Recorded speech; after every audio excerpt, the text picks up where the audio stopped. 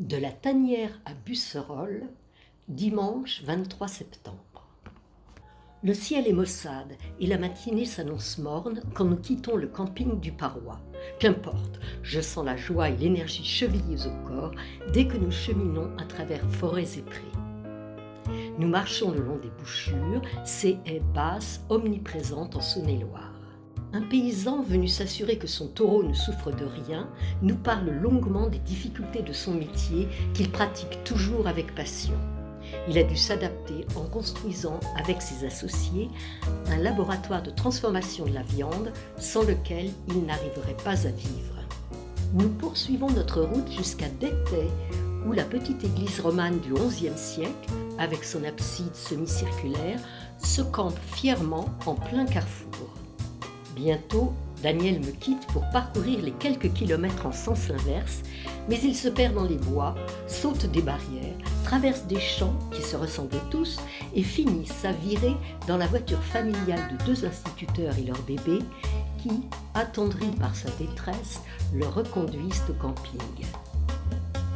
J'arpente toujours la Bourgogne, cette ancienne province qui fait partie de l'actuelle grande région Bourgogne-Franche-Comté, avec ses 8 départements, le Jura, le Doubs, le territoire de Belfort, la Nièvre, l'Yonne, ainsi que ceux que j'ai traversés, la Haute-Saône, la Côte d'Or et bien sûr la Saône-et-Loire.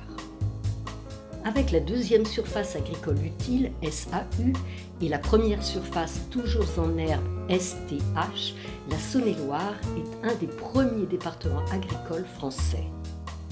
C'est l'élevage de bovins allaitants de race charolaise qui est la production la plus importante de ce département avec la vigne. Il y a longtemps que j'ai laissé les dernières vignes dans mon dos, c'était vers Couches, avant d'atteindre le Creusot. Je m'enfonce maintenant dans une forêt mixte de conifères et de feuillus pour atteindre le haut du Faîte. Du sommet, je dévale la pente par une large piste plein sud en direction de Toulon-sur-Arroux. Ici, on rencontre douglas, châtaigniers, charmes, frênes, chênes, bouleaux et sapins.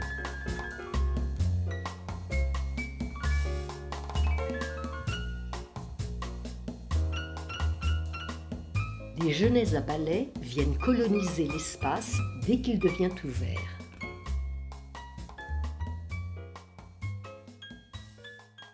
Le chemin débouche sur la ferme du Petit Élie, puis bientôt sur la départementale 240, où une troupe de chasseurs à l'affût risque de sévir incessamment, passe le hameau du Banchot, puis repart à travers le bois de Vèvres. J'arrive enfin sur la départementale qui relie Autun à Gueugnon. Je la suis quelques centaines de mètres vers le nord, avant de traverser l'Arroux au pont du Gourmandou. L'année prochaine, en 2019, je fais cette vidéo un an plus tard, le bassin versant de l'Arroux sera encore en état de crise avec un seul mot d'ordre, restaurer les zones humides si précieuses. On le sait, celles-ci ont été détruites par le drainage, l'occupation des sols forestiers en monoculture ainsi que par l'artificialisation des sols. La sécheresse sera encore plus dramatique que cette année de 2018. En été, les prés ne nourrissent plus les bêtes. Ils ne sont que poussière.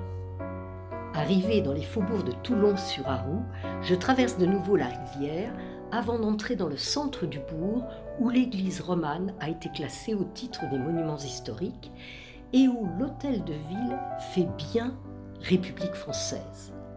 C'est ici que Daniel me rejoint et que nous déjeunons dans notre California.